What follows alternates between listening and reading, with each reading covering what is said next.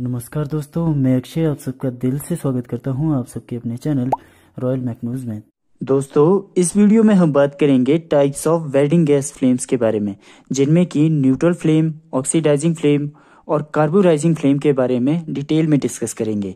साथ में वीडियो के अंत में इस वीडियो से रिलेटेड आपको कुछ MCQs भी देखने को मिलेंगे, जो कि प्रतियोगी परीक्षाओं की दृष्टि से महत्वपूर्ण साबित हो सकते हैं। तो वीडियो में बने रहे और शुरू करते हैं आज का वीडियो।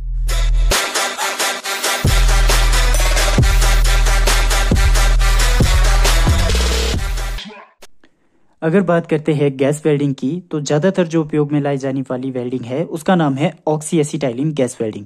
वैसे तो ऑक्सीजन के साथ अन्य गैसेस का भी उपयोग होता है, लेकिन जो सबसे ज्यादा उपयोग में लाई जाती है वो होती है ऑक्सीजन एसिटाइलिन गैस वेल्डिंग। तो ऑक्सीजन और एसिटाइलिन गैस के अमाउंट को वेरी करके ही हमारे पास 3 फ्लेम्स अचीव होती है। 3 कंडीशंस ही बनती है। सबसे पहली कंडीशन में यदि ऑक्सीजन और एसिटाइलिन गैस इक्वल अमाउंट में अवेलेबल है वेल्डिंग टॉर्च में, तो जो हमारे पास फ्लेम अचीव होती है उसे कहा जाता है न्यूट्रल फ्लेम या फिर बैलेंस फ्लेम।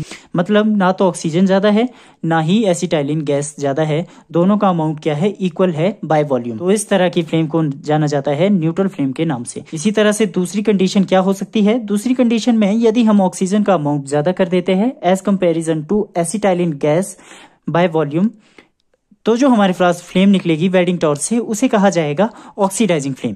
इस फ्लेम को भी आप नाम से ही याद रख सकते हो, ऑक्सीडाइजिंग फ्लेम। मतलब क्या होगा, ऑक्सीजन का अमाउंट ज्यादा होगा as comparison to the acetylene. इसी तरह से तीसरी कंडीशन क्या हो सकती है? तीसरी कंडीशन में हमारे पास ये हो सकता है कि एसिटाइलिन गैस के अमाउंट को यदि हम ज्यादा कर दें और ऑक्सीजन के अमाउंट को थोड़ा सा कम, तो हमारे पास जो फ्लेम बनेगी उसे कहा जाएगा कार्बोराइजिंग फ्लेम या फिर रिड्यूसिंग फ्लेम। नाम से ही याद रख सकते हो रिड्यूसिंग, यानी कि रिड्यूस कर दिया है हमने थोड़ा सा अमाउंट किसका, ऑक्सीजन का।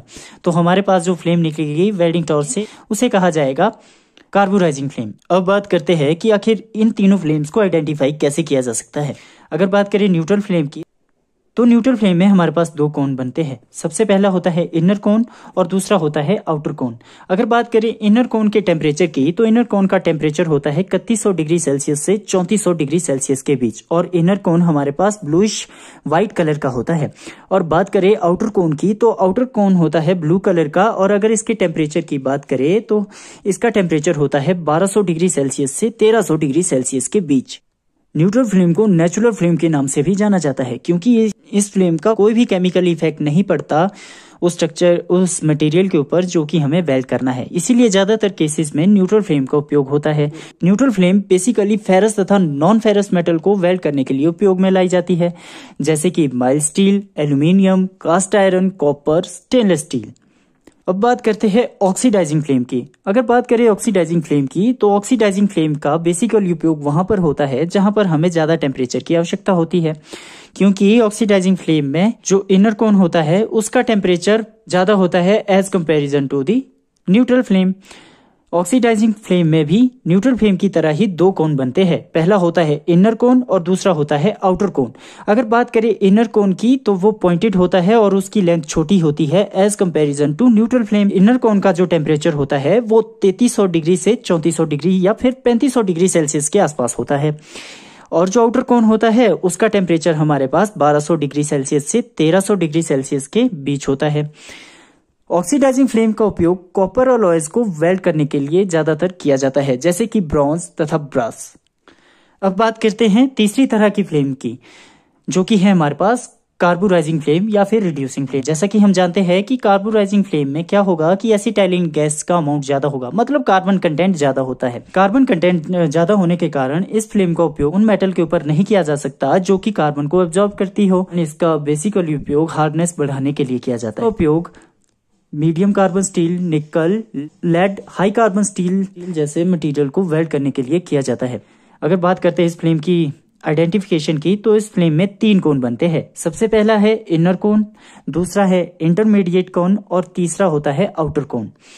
और ये फ्लेम लेंथ में सबसे लंबी होती है। इनर कोन का जो टेम्परेचर होता है वो 2900 डिग्री सेल्सियस से 3200 डिग्री सेल्सियस के बीच होता है। इसी तरह से इंटरमीडिएट कोन भी इसमें बनता है, जो कि हमारे पास एसिटाइलिन गैस के अमाउंट को दर्शाता है, और ये रेड कलर का होता है। और इसका टेम्परेचर 2100 डिग्री सेल्सियस होता है। और आउटर कोन का जो टेम्परेचर होता है 1200 से 1300 डिग्री सेल्सियस के आसपास हम रख सकते हैं, थोड़ा सा आगे पीछे हो सकता है। अगर इस तरह से हम फ्लेम की आइडेंटिफिकेशन की बात करें, तीनों फ्लेम्स को आइडेंटिफाई करने की, तो हम उस फ्लेम को देखकर ही अंदाजा लगा सकते हैं कि वो फ्लेम कौन सी है।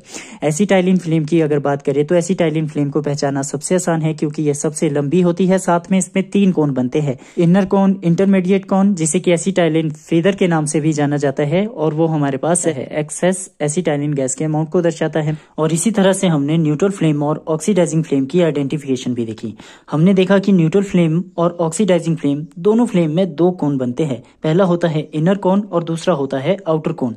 लेकिन अगर बात करें न्यूट्रल फ्लेम के इनर कोन की, तो न्यूट्रल फ्लेम के इनर कोन की लेंथ ज्यादा होती है as comparison to oxidising flame के इनर कोन की लेंथ के। साथ में ऑक्सीडाइजिंग फ्लेम ज्यादा साउंड करती है as comparison to neutral flame, से हमें तीनों फ्लेम की आइडेंटिफिकेशन क्लियर होती है। उम्मीद है आपको टाइप्स ऑफ वेल्डिंग फ्लेम समझ में आ गई होगी। अब चलिए इस टॉपिक से रिलेटेड कुछ MCQs देख लेते हैं, जो कि प्रतियोगी परीक्षाओं की दृष्टि से महत्वपूर्ण साबित हो सकते हैं। साथ में कमेंट बॉक्स में अपना आंसर जरूर दे। वीडियो को लाइक, कमेंट, शेयर जरूर करें अगर आपको वीडियो अच्छी लगती है। तो पहला क्वेश्चन है दोस्तों, The bronze and brass are welded by which type of flame? Option A neutral flame, option B carburizing flame, option C oxidizing flame, या फिर option D all of these. तो इसका सही आंसर है ऑक्सीडाइजिंग फ्लेम। जैसा कि हम पहला भी डिस्कस कर चुके हैं, ऑक्सीडाइजिंग फ्लेम का उपयोग कॉपर से बने अलॉयज को वेल्ड करने के लिए किया जाता है। इसीलिए ब्रास और ब्रॉन्ज जो वेल्ड किए जाते हैं वो with the help of oxidising flame weld किए जाते हैं। तो इस वीडियो में इतना ही। आशा करता हूँ कि आपको वीडियो अच्छी लगी होगी। अगर आपको वीडियो अच्छी लगती है तो वीडियो को लाइक, कमेंट, शेयर जरूर करें। साथ में अगर आप चैनल पर नए आए हो तो चैनल को सब्सक्राइब कर लीजिए। Thanks for watching, have a nice day.